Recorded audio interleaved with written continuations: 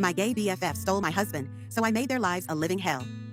I never thought I'd be one of those people writing a soap opera of a post, but here we are. Buckle up, this one's a doozy. I, 32F, had what I thought was the perfect life, a beautiful home, a solid marriage with Luke, 34 million, and a best friend, Jamie, 33M, my ride or die since college. We supported each other through everything, breakups, deaths, job losses, and major life milestones. Jamie is gay. He came out to me during sophomore year, and I was the first person he told. We both signed up for a gender studies elective and trauma bonded over the world's worst professor. Jamie was the brother I never had, the therapist I didn't pay, and the person I called when I needed to cry, rage, or laugh. I held him through his first heartbreak, and he helped me navigate mine. I thought nothing could break us. Then there was my husband, Luke. We met at a friend's wedding 5 years ago, clicked instantly, and got married 3 years ago. Jamie was my man of honor. He cried harder than me at the altar. He gave a speech that had the whole room in tears. Jamie loved Luke. He used to call us his favorite couple and joked about being our honorary third wheel. He was at every dinner, every vacation, every birthday. I thought, how lucky am I to have my best friend and my husband get along so well? Everyone said how lucky I was to have a husband and a best friend who loved each other. I thought I was blessed. Oh, how naive I was. Looking back, I see it now.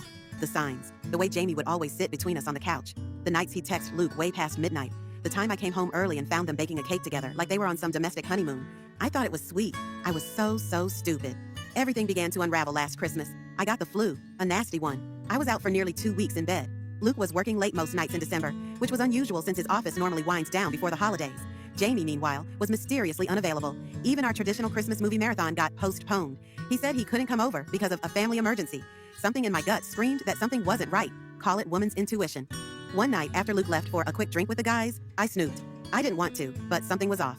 I opened our shared tablet, which was synced to his phone, and went through his messages. And there it was, sexting messages, hundreds of them, between Luke and Jamie, photos, videos, explicit stuff. But worse than the sex was the emotional intimacy, love confessions, talk of building a life together, even discussing me, saying how I wouldn't understand, how she's just in the way. They said other things like, I can't believe we have to keep hiding. She doesn't deserve either of us. You make me feel safe in a way she never could. She'll never understand us. Even screenshots of me being talked about like I was some kind of clueless roommate in my own marriage. I sat there shaking, vomiting, crying, and then numb. I read for hours, feeling like I was outside of my own body. Jamie, the man I once held as he sobbed over his first boyfriend, had stolen the life I built. I didn't confront them immediately. No. I wanted to watch them dig their grave. For 2 weeks, I acted normal, keeping up the act of the clueless, doting wife. Kissed Luke goodbye, sent Jamie TikToks, planned a New Year's Eve party. Meanwhile, I screen recorded everything on that iPad, backed up the photos, the texts, the audio notes.